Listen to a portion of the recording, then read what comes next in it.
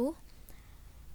Selamat pagi, selamat siang, selamat sore, dan selamat malam semua yang menonton video ini. Perkenalkan, saya Aulia Ulfa Hakiki. Di video kali ini, saya akan sedikit membahas mengenai bagaimana masa depan pendidikan Indonesia dalam sistem Merdeka Belajar. Nah, seperti yang kita ketahui bahwa di tahun 2022 ini kurikulum di Indonesia menggunakan kurikulum Merdeka, di mana kurikulum ini digagas oleh Mendikbudristek, yaitu Bapak Nadiem Makarim, dan saat ini kurikulum Merdeka dan Merdeka Belajar ini menjelma menjadi suatu kebijakan yang populer di tengah masyarakat, khususnya di bidang pendidikan itu sendiri. Nah, Merdeka Belajar ini yang pertama diyakini dapat mempercepat transformasi pendidikan untuk menghasilkan sumber daya manusia yang berkualitas dan berdaya saing.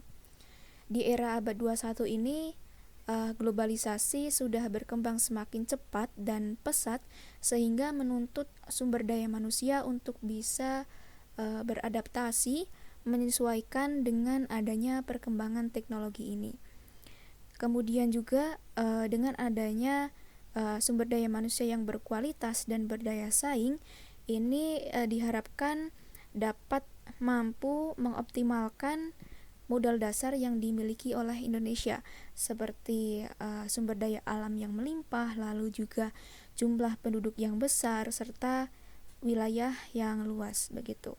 Nah, nantinya jika Indonesia memiliki sumber daya manusia yang memang berkualitas gitu, nantinya ini sebagai keunggulan bangsa Indonesia dibandingkan dengan negara-negara lain gitu.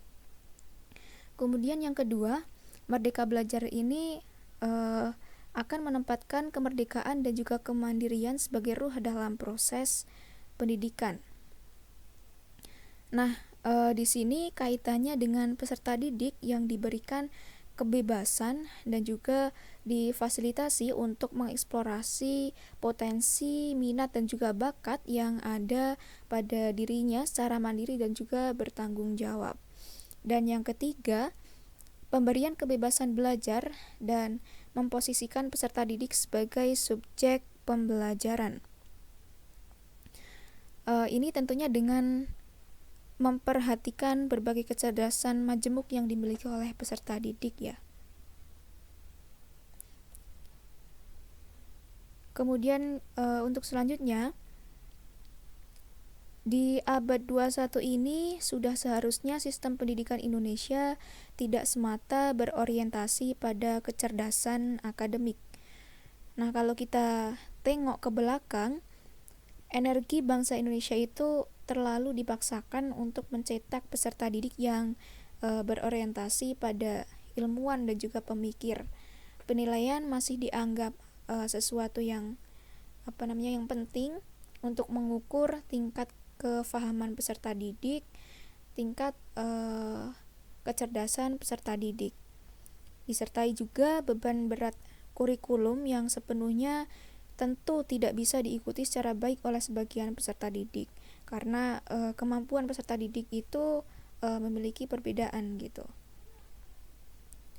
Kemudian dengan adanya perubahan konsep pendidikan ini atau dengan adanya Merdeka Belajar ini, maka dapat memastikan bahwa kontribusi pendidikan yang dapat dicapai atau kontribusi pendidikan itu akan dapat mencapai tujuan nasional secara lebih efektif dan efisien, sehingga outputnya itu akan dapat melahirkan sumber daya manusia yang merupakan kekuatan bangsa yang tentunya saling bersinergi. Nah, seperti apa sih sumber daya manusia yang bersinergi itu? Yang pertama, sumber daya manusia yang mampu membawa perubahan dalam pembangunan. Tentunya bangsa Indonesia ini membutuhkan sumber daya manusia pilihan yang dididik secara khusus untuk membawa perubahan besar, sekaligus bisa memenangkan persaingan global. Kemudian yang kedua, sumber daya manusia yang terampil, kreatif, inovatif, dan profesional. Nah, ini sebagai akibat dari adanya bonus demografi ya. Namun bangsa Indonesia sendiri dapat menjadikan hal ini sebagai peluang yang bisa menjadikan bangsa Indonesia untuk maju, karena ini akan diisi oleh sumber daya manusia yang berkualitas.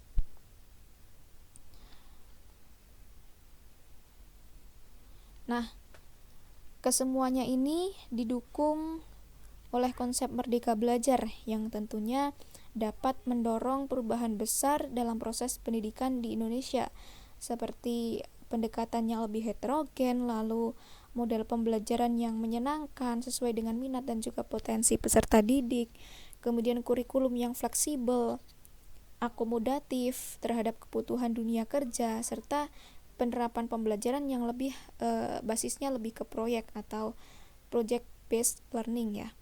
Nah, kesimpulannya kita berharap bahwa Merdeka Belajar ini menjadi pilar utama dalam membangun masa depan bangsa menuju Indonesia emas pada tahun 2045 melalui sumber daya manusia yang unggul dan juga berdaya saing. Mungkin itu yang dapat saya sampaikan. Kalau ada pertanyaan silahkan bisa ditaruh di kolom chat. Terima kasih. Sampai jumpa di video lain. Selamat menjalani aktivitas. Wassalamualaikum warahmatullahi wabarakatuh.